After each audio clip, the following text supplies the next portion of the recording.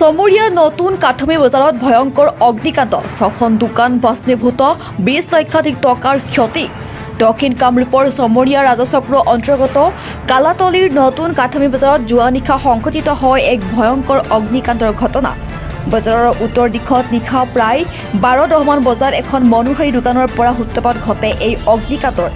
অগ্নিকাণ্ডত এখন বাসগৃহ সহ ৬খনকৈ দোকান সম্পূৰ্ণৰূপে ভস্মীভূত হৈ পৰে উল্লেখ্য যে অগ্নিকাণ্ডৰ সূত্ৰপাত হোৱাৰ পিছতে জুইৰ লেলিহান শিখাই মুহূৰ্ততে এখনৰ পিছত আন এখনকৈ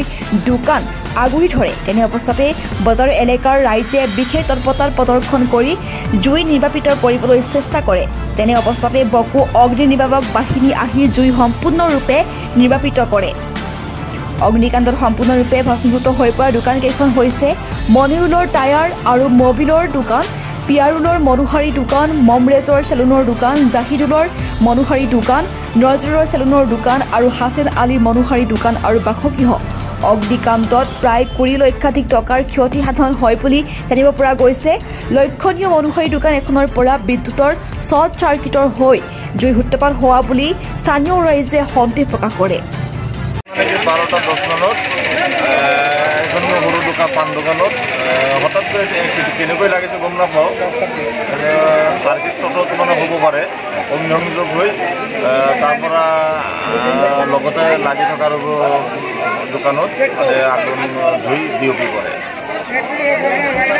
ৰাইজে পিছত মানে ৰাইজে আহি বিভিন্ন প্ৰকাৰে আৰু জুইখন নোহোৱাবলৈ চেষ্টা কৰে যদিও আৰু বহুতকেইটা দোকানত ক্ষয়ক্ষতি হয় পিছত আৰু অগ্নি নিৰ্বাপক বাহিনী আহি উপস্থিত হয় কি ক'ব চৰকাৰলৈ এই সম্পৰ্কত চৰকাৰে আমাৰ বিনম্ৰ অনুৰোধ যে আমাৰ এই অঞ্চলত মানে যিহেতু অগ্নি নিৰ্বাপক কোনো ধৰণৰ কেন্দ্ৰ নাই গতিকে চৰকাৰৰ ওচৰত আমাৰ এটাই বিনম্ৰ অনুৰোধ আমাৰ এই অঞ্চলত এটা অগ্নি নিৰ্বাপক কেন্দ্ৰ দিব বুলি আমি আমাৰ ৰাজ্যৰ ফালৰ পৰা দাবী ১২:১০ মানত আপোনাৰ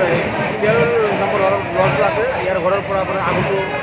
লাগে তাৰপিছত ৬টা দোকান ইয়াৰ লগত আৰু এটা বাঘিও জ্বলি যায় কিমান ক্ষয়ক্ষতিৰ পৰিমাণ কিমান হ'ব 20 লাখটো হ'বই যিহেতু ৬টা দোকানে আছিল আপোনাৰ বাঘিও আছিল পিছত কেনেকৈ জুই নিৰ্বাপিত হ'ল কেনেকৈ জুই লগাৰ পিছত ইয়াৰ ৰাইজে আহি তাৰপিছত আপোনাৰ এটা বৰিং আছিল বৰি লগাই দিছিলোঁ তাৰপিছত বাহিনী আহিছে তাৰপিছত সমৰীয়াৰ পৰা সাইফুল ইছলামৰ ৰিপৰ্ট এনি লাইভ